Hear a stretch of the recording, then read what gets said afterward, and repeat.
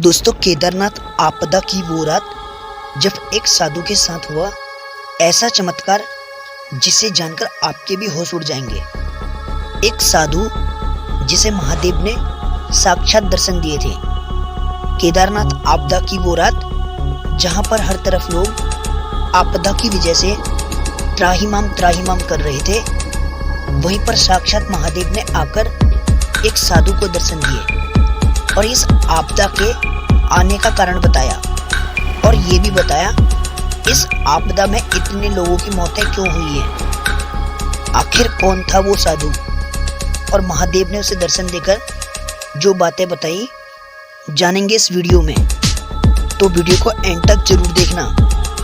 16 जून 2013 की वो रात जहां पर सारे लोग अपने घरों में चैन की नींद सो रहे थे, वहीं पर केदारनाथ में भयंकर घटना घटने वाली थी जो सुबह होते ही लाखों परिवारों को तितर-बितर करने वाली थी।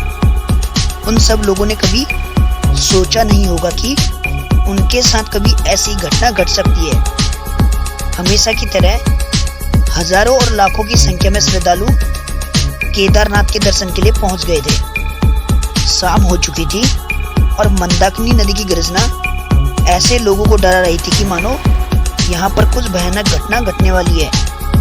लेकिन सभी ये सोच रहे थे कि केदारनाथ में बारिश और तूफान अक्सर आते रहते हैं। कुछ लोग दर्शन करके धर्मशाला में चले गए तो कुछ लोग मंदिर के पास रुके हुए थे। उन्हीं लोगों के बीच एक साधु भी था जो 30 सालों से केदारनाथ में रह रहा था और बाबा केदारनाथ का बहुत बड़ा भक्त था। इस बात का उसको अंदाजा हो चुका था कि आज कुछ ऐसा होने वाला है जो आज से पहले कभी हुआ ही नहीं है।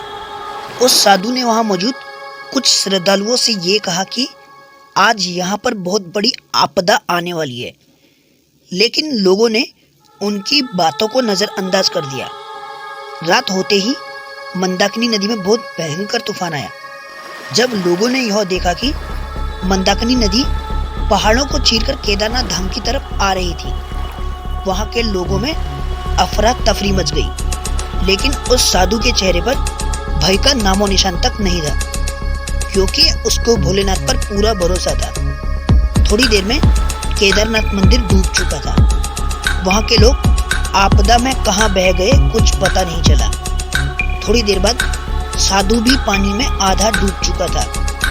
कुछ देर बाद साधु मन ही मन प्रार्थना करने लगा कि हे महादेव, इस जीवन में बस एक बार आपके दर्शन करने की इच्छा थी। इतना बोलते ही साक्षात महादेव उस साधु के सामने आ जाते हैं। साधु को महादेव के दर्शन हो जाते हैं। फिर साधु ने महादेव से कहा कि महादेव, अब मेरी कोई इच्छा नहीं है, मुझे अपनी शरण में ले लो। भोलेनाथ ने उसको आशीर्वाद दिया।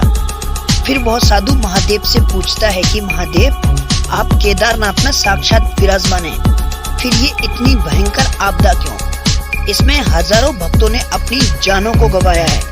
फिर भोलेनाथ ने बताया, केदारनाथ में आकर जितनी भी मौतें हुई हैं वो मेरी शरण में आ जाएंगे। इस कलयुग में समय समय पर ऐसी आपदा आती रहेंगी ताकि एक और स्वच्छ केदारनाथ का निर्माण हो सके। जिसके बाद महादेव अदृश्य हो गए और कुछ समय बाद साधु ने भी अपना शरीर त्याग दिया और महादेव के पास चले गए। अगर आपको ये वीडियो अच्छी लगी हो तो लाइक, शेयर, सब्सक्राइब करें और कमेंट में ओम नमः शिवाय लिखना ना भूलें।